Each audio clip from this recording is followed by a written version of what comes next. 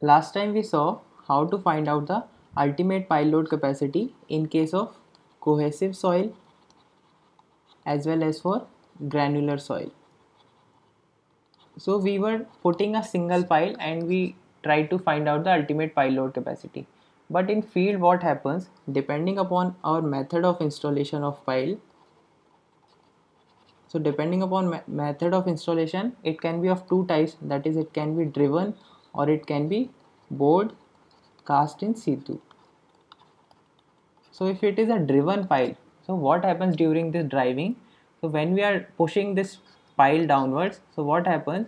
It may move in the lateral direction. That means it is making some angle here from the vertical as well as horizontal. Now if you put a vertical load on this pile, then because of this load, bending stresses will develop in the pile material or in the pile itself. Bending stresses will develop, and we have not designed this pile for these bending stresses, so this pile may fail structurally. So we do not use a single pile if we are using the driven pile method. Instead of that, we will use at least 3 piles. That means we will use a pile group. So we'll use 3 piles and we'll put in this shape, that is a corner of the triangle, and we'll apply the load, that is the column load will come on the centroid of this triangle. So that is about the driven pile, and the reason is because during driving this pile may turn in the lateral direction, and because of that the load will not be vertical on the pile. Whereas if we are using this other kind of method of installation, that is bored and cast in situ, then what happens? In this method, first we bore a hole or we drill a hole in the ground, and during this drilling we have much more control. So we can make a vertical hole and then we can place our pile in this. So that will be quite vertical, and in this case we can use single pile. But sometimes we will have to use more piles, that means pile group also we will have to use in this case also, because if the load carrying capacity is not sufficient of a single pile, then we may have to go for pile group in case of bored and cast in situ pile also. But in driven pile we always have to go for pile group. So that is the difference between this method of installation. Now when we put these piles in a group, so to connect these piles we will use a beam or a slab. That means at this point there will be a beam connecting these 3 piles or whatever number of piles is there, so connecting these 3 piles. So this part is called as pile cap. Now if the level of surface, that is this ground surface, and there is this distance between, I mean the pile cap is above the ground surface, then it is called as freestanding pile. Whereas if this surface is somewhere here, it means this is our pile group and the pile cap is at this level, or if it is below this level, that means the ground surface is here, then we call this as piled foundation. That is the difference between the two. Sometimes what happens, sometimes even we have kept our surface at this level, so during flooding or something this part of soil may wash out and this shape will take place. That means a piled foundation may become a freestanding pile. And in case of expansive soil, which is our black cotton soil best example, so if this kind of soil is there, then we will always use this kind of method. That means we'll keep our pile cap at some distance from the surface of the soil. So after that, now we have understood that we need to use pile group in certain cases or in most of the cases. Then the next question is, what is the capacity or the load carrying capacity of the pile group? Now if you say this load carrying capacity, let's say, of pile group is, giving this term as name of QUG. Now if you say this QUG is equal to N times QU, whereas where QU is the ultimate pile load capacity of a single pile and N is the number of piles. So you say that the ultimate pile load capacity of this group should be equal to number of piles times the pile capacity of a single pile. Then it may be true or it may not be true. So we introduce one more term here, that is group efficiency. And this group efficiency we denote it with eta, and it is equal to QUG divided by N into QU. That means the pile load capacity of the group divided by the sum of capacities of the single piles. So this term eta can be less than 1, it can be equal to 1, and it can be greater than 1, and it depends on certain things. So what are the factors affecting group efficiency? So these factors are spacing between the pile and the type of soil and the method of installation.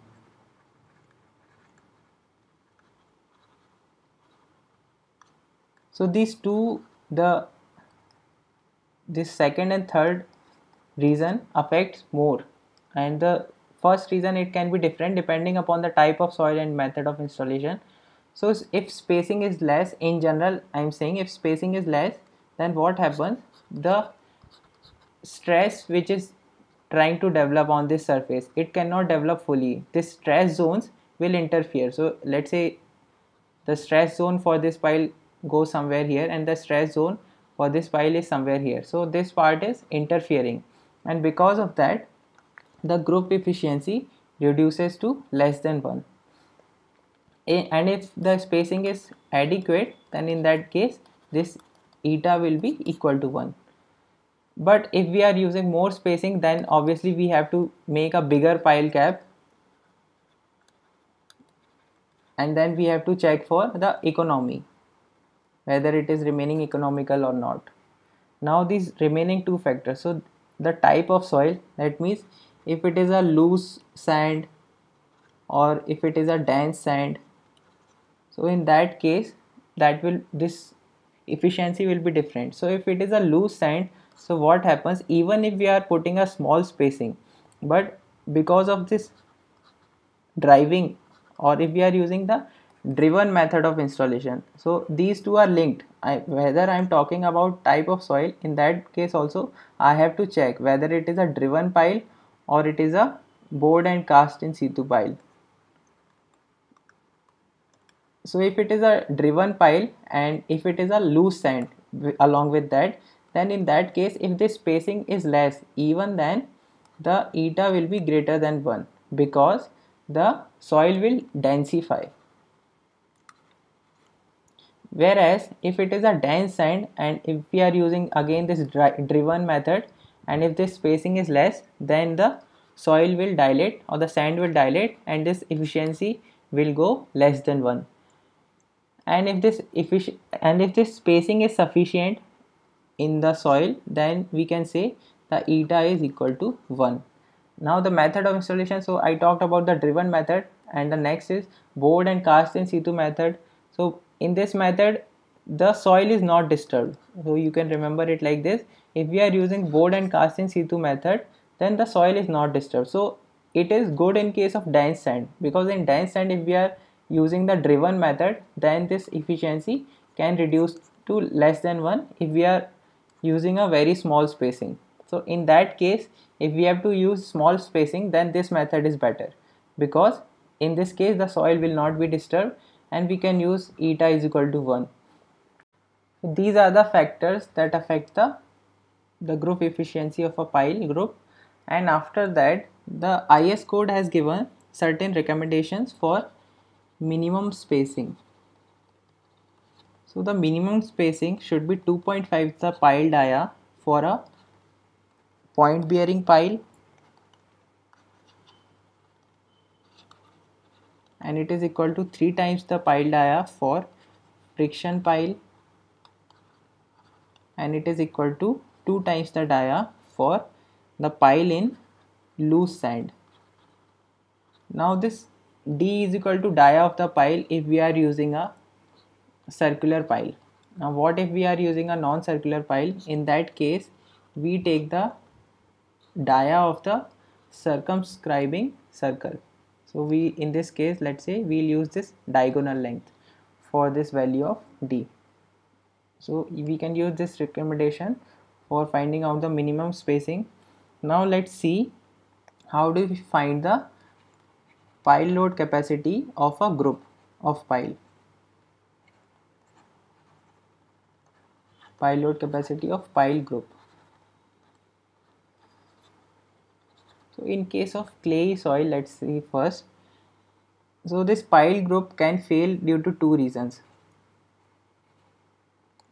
That means there can be block failure or there can be individual pile failure.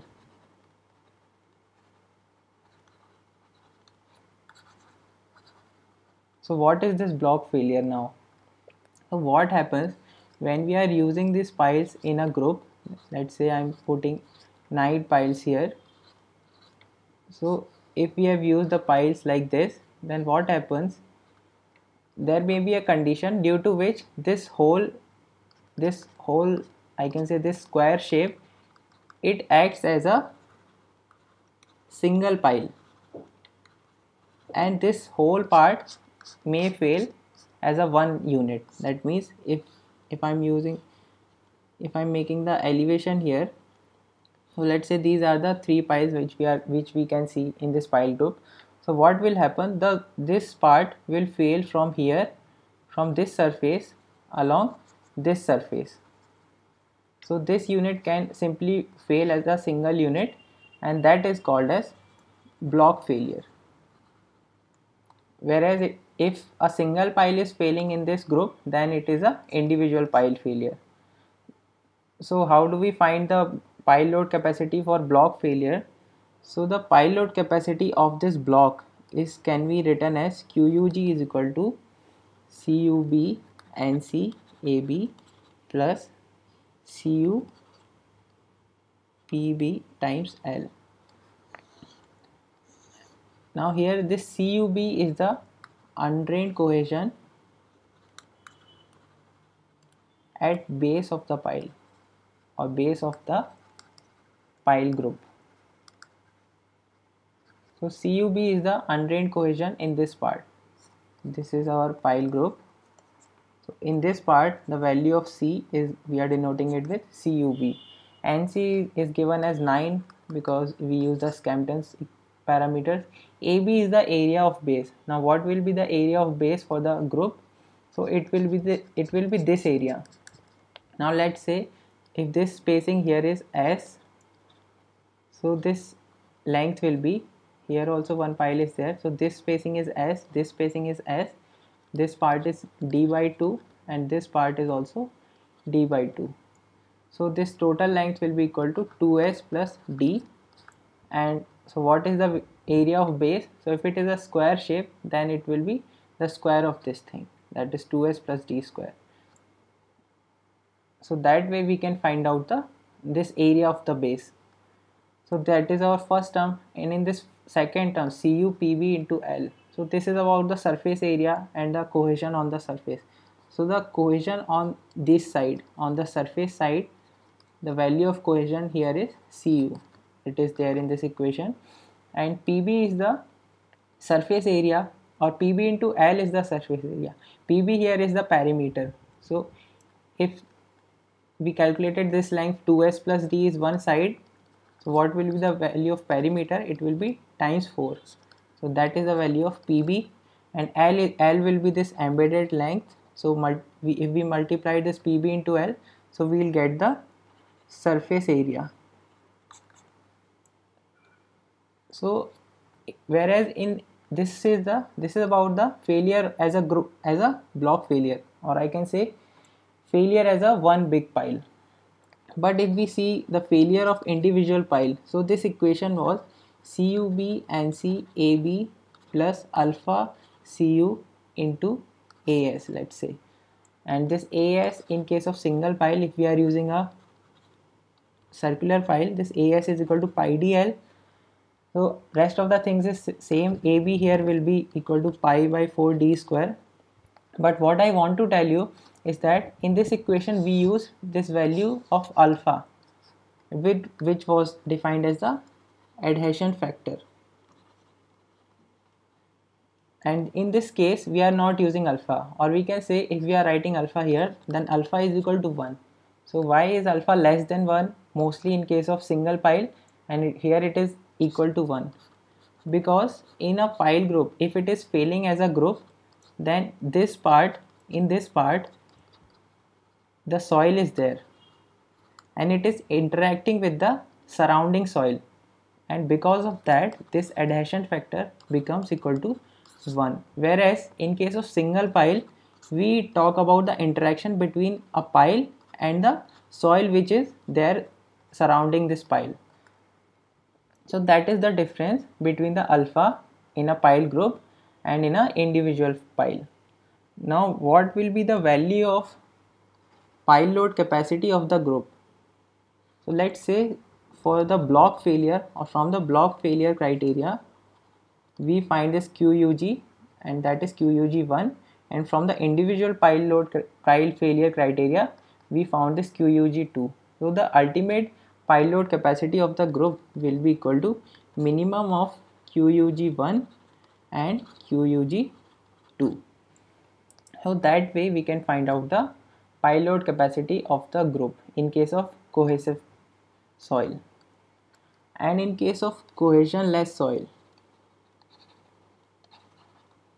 in case of cohesionless soil, you need not worry about all this. So I am just talking about the calculation part. We find out the QU, that is the ultimate pile load capacity of a single pile, and we multiply it by the N, that is the number of pile. So QUG, that is the ultimate pile load capacity of the group, is equal to N into QU in case of cohesionless soil. If nothing about efficiency is given. If efficiency is given, then you will use efficiency. Otherwise, in case of cohesionless soil, this efficiency is taken as 1. In the design also, this efficiency is taken as 1 for the cohesionless soil, that means for sand. So other factors can also be there, that means eta can be greater than 1 if it is a driven sand, if it is a driven pile in loose sand, and this eta is equal to 1. This is one more recommendation for spacing of 5 to 6 times dia, 5 to 6 times dia of the pile. And in dense sand, this eta can be less than 1 if we are using this driven criteria. But in design we normally use eta is equal to 1. So that's why I said we will simply find the pile load capacity of a single pile and we will multiply it by the number of piles to find out the pile load capacity of the group. And you know how do we find this pile load capacity of a single pile, that is QU is equal to sigma times N cube into area of base plus Fs into As. Here Fs is equal to K into sigma tan delta. So that way we can find out these values. So that is about the pile load capacity of the group of pile. Okay, one more small thing is there in this. So if we are placing piles in sand, and this is our given area, so we will start from the center. So first pile we will place here and then we will move outwards. So this way we will put our piles. And why do we do like this?